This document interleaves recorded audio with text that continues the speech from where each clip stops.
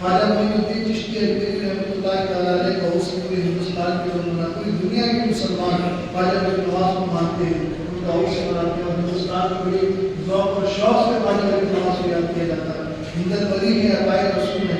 آپ کے ذوق و تقوی کا کیا کہنا، آپ کے تقی، آپ کے متقی ہونے میں اور آپ کے پرہیزگار ہونے میں کس کو شک ہو سکتا ہے؟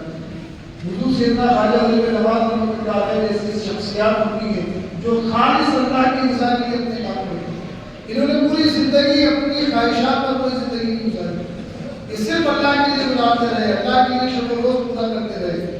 یہ بھی اس عمر سے گزرے ہیں جس عمر سے ہمارے نوجوان گزرتے اور ہم گزرتے ہیں، مگر انہوں نے اس عمر میں بھی اللہ کی یاد کا پورا کیا۔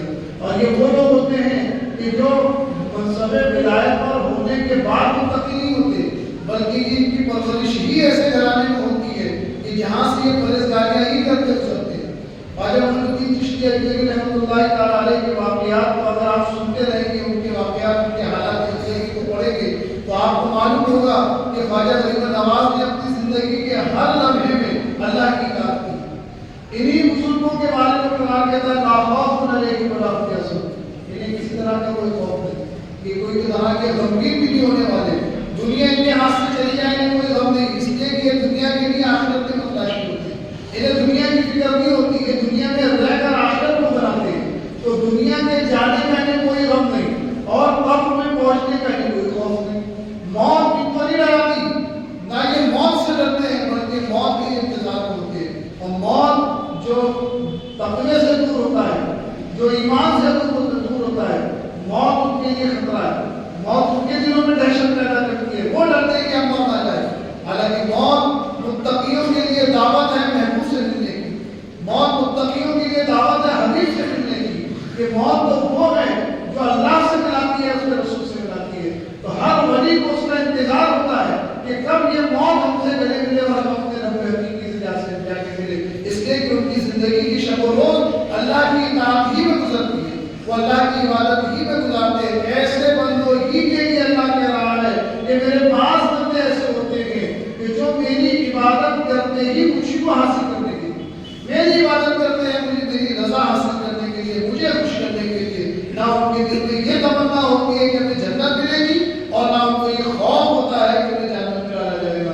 تو عبادت کی تو کوئی سنتے ہیں یا تو جنت حاصل کرنے کے لیے یا جہنم میں نہ جانے کے لیے، اور تیسری جو صورت ہے وہ اہل اللہ کی ہے، وہ اللہ والوں کی ہے، جو جنت کی تمنا سے ہٹ کر اور جہنم کے خوف سے ہٹ کر صرف اپنے پروردگار کی محبت میں اللہ کی عبادت کرتے ہیں۔ اور ایسے لوگ جو صرف اللہ کی عبادت کرتے ہیں اور اللہ کو راضی کرنے کے لیے کرتے ہیں، تو پھر اللہ تبارک و تعالیٰ ان کی محبتیں اپنے بندوں کے دلوں میں ڈال دیتا ہے۔ آج آپ دیکھیں 800 سال سے زائد ہو گیا، مسلمان جانتے ہیں کہ خواجہ غریب نواز کو 800 سال ہو گیا۔ بہت سے مسلمانوں کی یہ بھی ایک حقیقت ہے کہ آپ غریب نواز رحمۃ اللہ علیہ کے عرس منانے والے ہر حقیقت میں سے پوچھو تو آپ کو غریب نواز رحمۃ اللہ علیہ کے کسی نام کی زیادہ تر نہیں معلوم ہو۔ زیادہ تر لوگوں کو نہیں پتا ہے خواجہ غریب نواز کا نام کیا ہے، زیادہ تر لوگوں کو نہیں پتا غریب نواز کا حال والا کیا ہے، زیادہ تر لوگوں کو نہیں پتا حضور غریب نواز رحمۃ اللہ علیہ کی والدہ اور والد کا نسب کس سے ملتا ہے، زیادہ تر لوگوں کو نہیں معلوم کہ خواجہ غریب نواز کا اصلی وطن کہاں ہے۔ بس کیونکہ غریب نواز اتنا دلوں میں لوگوں کے اللہ نے بسا دیا خواجہ غریب نواز کو، کیوں؟ اس لیے کہ وہ اللہ کی سن کر زندگی گزارتے تھے، انہوں نے کبھی اپنے من کی زندگی نہیں گزاری، چاہے وہ ان کی عمر کے 15 سال ہو، چاہے ان کی عمر کے 20 سال ہو، چاہے ان کی عمر کے 25 سال ہو، اس عمر کو بھی انہوں نے اللہ کی اطاعت میں گزارا جس عمر میں انسان نفس کی بہت سنتا ہے، جوانی، یہی ابھرتی جوانی جس میں انسان کسی کی نہیں سنتا، خواہشات کی طرف جاتا ہے، کہ 15-16 سال کی عمر جو خواہشات کی طرف جاتی ہے، اچھی باتیں اچھی نظر نہیں آتی، فتنے فساد پسند آتے ہیں، نفس کی شرارتیں اچھی لگتی ہے، بدنہائیاں اچھی لگتی ہیں، ہنسی مذاق اچھی لگتی ہے، عبادتوں کی طرف جی نہیں آتا اس عمر کے اندر۔ مگر خواجہ غریب نواز کو دیکھیں، 15 سال کی عمر میں آپ کے والد کا مثال ہو گیا، مگر آپ 15 سال کی عمر سے ہی اللہ کی عبادت کیا کرتے تھے، نگاہیں نیچی میں رکھتے تھے، ادب کے ساتھ چلتے تھے، محلے کے لوگ آپ کی شرافت کے قائل تھے، آپ کا نام حسن ہے۔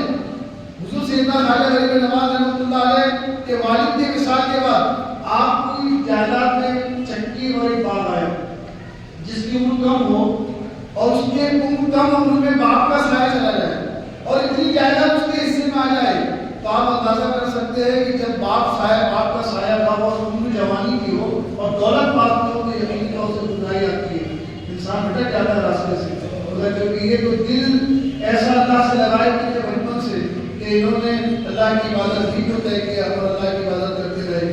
جب لوگ اللہ کی عبادت کرتے ہیں تو اللہ تبارک و تعالیٰ انہیں اپنا دوست بناتا ہے اور انہیں دوست بنانے کے لیے کوئی اسباب پیدا کرتا ہے، کوئی وجہ پیدا کرتا ہے، کوئی سبب بناتا ہے جس سبب سے انسان اللہ کی راہ میں لگ جاتا ہے، کیونکہ ہمارے راہ کے لگانے سے کوئی اللہ کی راہ میں نہیں لگتا، یہ اللہ ہی اپنی راہ میں بندوں کو لگاتا ہے، کیونکہ وہی دوست بناتا ہے، وہی اپنی طرف بلاتا ہے، وہی دلوں میں اپنی محبت کو پیدا کرتا ہے۔ خواجہ غریب نواز ان کے والد کے وصال کے بعد اب کوئی سارا تو تھا نہیں، چکی تھی، باغ تھا، اچھی زندگی تھی، اپنے باغ میں بیٹھے ہوئے تھے، ایک بزرگ تشریف آئے۔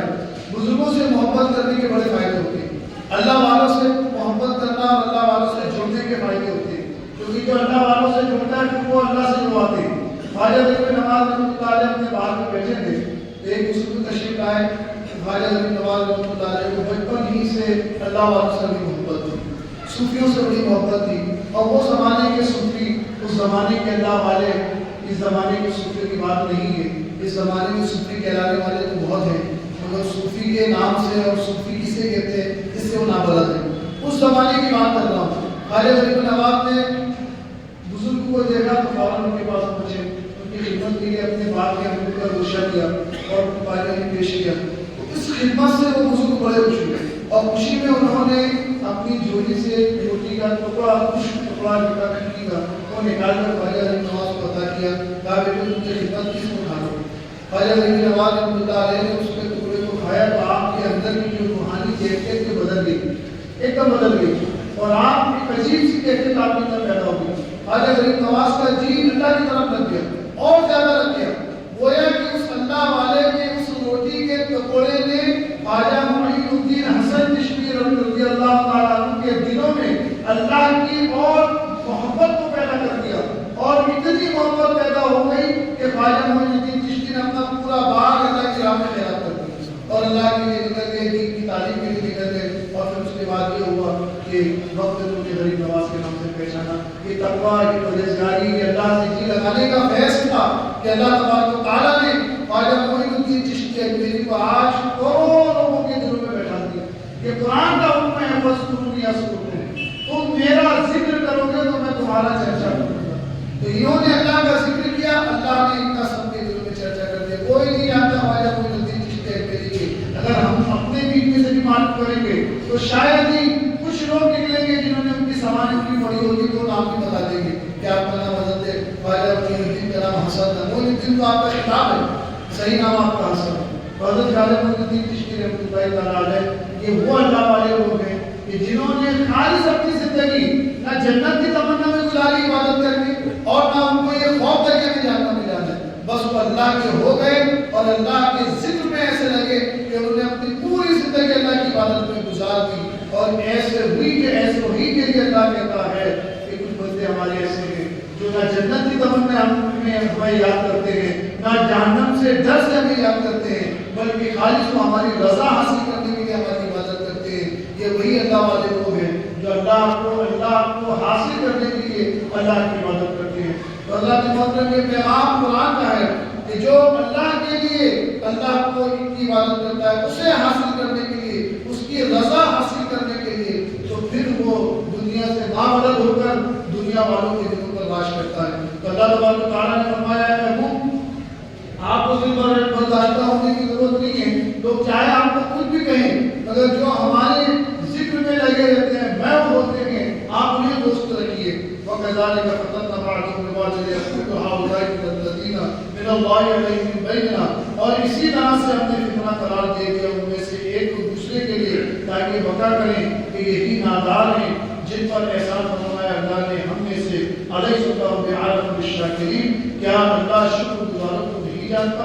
اب چاہے کہ اللہ تبارک و تعالیٰ کسی کو فقیری دے کر کسی مالدار کے سامنے کھڑا کر کے اس کی فقیری کو آزماتا ہے، اور اس فقیر کے سامنے کسی مالدار کو کھڑا کر کے مالدار کو آزماتا ہے. ہم ہر ایک کو آزماتے ہیں، چاہے وہ ہماری بارگاہ میں متقی بن کر آئے، چاہے وہ گناہگار بن کر آئے. کسی صحت مند کے سامنے مریض کو کھڑا کر دو، مریض کو صحت مند کے سامنے کھڑا کر کے آزماتا ہے کہ مریض دیکھے ایک صحت مند کو اور اپنے جی میں کہے کہ میں کمزور اور یہ توانا. اب دیکھا جائے گا کہ وہ اللہ کے بارے میں کیا اعتماد رکھتا ہے. اور ایک صحت مند کو مریض کے سامنے کھڑا کر دیتا ہے تاکہ وہ صحت مند اس مریض کو دیکھ کر پھر وہ اپنی صحت کو دیکھ کر سوچے کہ اللہ تبارک تعالیٰ نے مجھے صحت دی اور اس کو غریب، اس کو مجھے بیمار کر دیا، کمزور کر دیا. تو یہ آزمائشیں اللہ کی ہیں دنیا میں. کسی کو امیر، کسی کو غریب، کسی کو گورا، کسی کو کالا، کسی کو پستہ، کسی کو اونچا، کسی کو مالدار، کسی کو بڑا مفلس اور کسی کو بڑا کمزور، کسی کو بڑا صحت مند. اس دنیا کی جتنی چیزیں آپ ہم دیکھ رہے ہوتے ہیں یہ اللہ تبارک تعالیٰ کی جانب سے بندوں کی آزمائشیں ہوتی ہیں. اللہ کہہ رہا ہے کیا میں نہیں جانتا شکر گزار کون ہے؟ کیا میں نہیں جانتا؟ میں تو خوب جانتا ہوں کہ شکر گزار وہ مریض ہے یا وہ صحت مند ہے، شکر گزار وہ امیر ہے یا وہ غریب ہے، شکر گزار وہ پیٹ بھر کے کھانے والا غریب ہے یا دسوں کو کھلانے والا امیر ہے. حقیقت میں شکر گزار کون ہے یہ اللہ ہی جانتا ہے. ظاہراً آپ کسی کو بھی کہیں آپ یہ ہو سکتا ہے صحت مند رہنے والا اللہ کا شکر کر رہا ہو کیونکہ اس کے پاس صحت ہے، اور یہ تو بیچارہ پہلے ہی کمزور ہو گیا ہے تو دل میں اپنے جو شکوہ پیدا کر رہا ہوگا، اپنے دل میں یہ باتیں کر رہا ہوگا، سوال کر رہا ہوگا کہ اللہ نے مجھے کمزور کیوں کر دیا. ہو سکتا ہے کہ مالدار شکر کر رہا ہو تو اس کے پاس بڑی دولتیں ہیں، بڑی آسائشیں ہیں، اور یہ غریب مفلس بیچارہ اپنی مفلسی کا رونا رو رہا ہو. جی نہیں، کہ ہمارے اور آپ کے خیال سے اللہ فرماتا ہے میری بارگاہ کے معاملات ہیں. میں جانتا ہوں کہ امیر شکر گزار ہے یا غریب شکر گزار ہے، بیمار شکر گزار ہے یا صحت مند شکر گزار ہے. کون میری بارگاہ میں شکر کرتا ہے یہ میں نہیں جانتا ہوں. میں اچھی طرح جانتا ہوں کہ میری بارگاہ کا شاکر کون ہے. تو شکر اللہ کے قرب کا ایک ذریعہ ہے اور یہ بہت بھاری پڑتا ہے. شکر کہاں بھاری پڑتا ہے؟ جب مصیبت پاس میں ہوتی ہے، صحت نہیں ہے، کمزوری ہے، ایسے موقع پہ شکر کرنا عجیب سا بھی محسوس ہوتا ہے. شکر کس بات کی کیا جائے؟ کمزوری پہ شکر کریں، مفلسی پہ شکر کریں یا آسائش پہ شکر کریں. عام طور سے ہمارے ذہن میں بات یہ آتی ہے کہ جب تندرستی ہو تو بات شکر کیے، جب پیسہ ہو تو بات شکر کیے. اب مفلس آدمی کیا شکر کرے گا؟ یہ عام طور سے ذہن میں مگر یہ کہ اللہ تعالیٰ تو مفلس کو بھی آزما رہا ہے اور طاقتور کو بھی آزما رہا ہے، پیسے والوں کو بھی آزما رہا ہے. اب شکر کون کرتا ہے؟ جو اللہ تعالیٰ کو کامل یقین رکھتا ہے، وہ چاہے مالدار ہو چاہے. اب یہ فیصلہ ہم نہیں کر سکتے کہ مالدار اللہ پر بھروسہ کرتا ہے یا پھر کمزور کو بغیر مالدار ہو اللہ پر بھروسہ کرتا ہے. یہ ہم اور آپ نہیں کرنا. ہم اور آپ کر دیتے ہیں فیصلہ، ہم کہتے ہیں کہ اس کے پاس تو بہت ہے شکر کرے گا. ایسا نہیں ہے. مفلس ہے تو یہاں ہے تو مفلس ہے، غریب ہے تو شکر ہی کرے. اللہ کی بارگاہ میں کیسے شکر کرے گا؟ اس کے پاس ہے کیا کہ شکر کرے؟ مگر ایسا نہیں ہے. بہت ایسے غریب ہیں، فقیر ہیں جن کے پاس کچھ نہیں مگر ان کی زبان پر اللہ کا شکر ہے، اور بہت ایسے امیر ہیں جن کے پاس جتنا ہے وہ جتنا ملتا ہے وہ شکر کرتے ہیں. لئن شکرتم لأزیدنکم، قرآن نے کہا تم جتنا شکر کرو گے میں تمہارے مال کو اتنی بڑھوتری کرتا جاؤں گا. جتنی صحت مند لوگ شکر کریں گے اتنی صحت ملتی جائے گی. اور جن مفلسوں کو شکر کے بعد بھی صحت نہیں ملتی کہ اللہ تعالیٰ نے چھوڑ دیا، بلکہ اللہ تبارک تعالیٰ آسمان میں ان کے درجات کو بلند کرتا ہے. کسی کو اللہ دنیا میں دے کر اس کے شکر کا انعام دنیا میں دیتا ہے اور کسی کو قبر و آخرت میں دیتا ہے. تو دنیا میں رہ کر بھی اس کا شکر کرتا ہے، بستر پہ رہے تب بھی اس کا شکر کرے، کمزور ہو تب بھی اس کا شکر کرے، مالدار ہو تب بھی اس کا شکر کرے، بیمار ہو تب بھی اللہ کا شکر کرے، اور صحت مند ہو تب بھی اللہ کا شکر کرے. اس لیے کہ مصائب اور آلام بعض اوقات آزمائش کے لیے ہوتے ہیں اور بعض اوقات گناہوں کو ڈھالنے کے لیے ہوتے ہیں. اللہ ہم نہیں جانتے کہ ہمارے پاس جو بیماری آئی، اس لیے اللہ کے نبی نے کہا بخار کو برا مت کہو. جب تم پر بخار آتا ہے تو بخار کو برا مت کہو، اس لیے کہ بخار تم پر اس وقت طاری کیا جاتا ہے اللہ تعالیٰ اس کے ذریعے تمہارے گناہوں کو جھاڑتا ہے. یہ بخار کی تپش تو برداشت کرتے ہو تو اللہ تمہارے گناہوں کو مٹاتا ہے.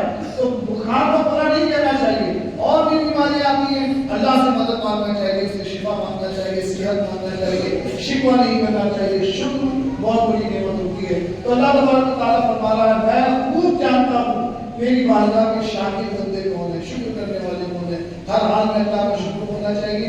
اللہ سبحانہ وتعالیٰ کی بارگاہ میں دعا ہے مولا کریم ہم سب کو صبر اور شکر کی نعمت سے مالا مال فرمائے. ہمیں صبر بھی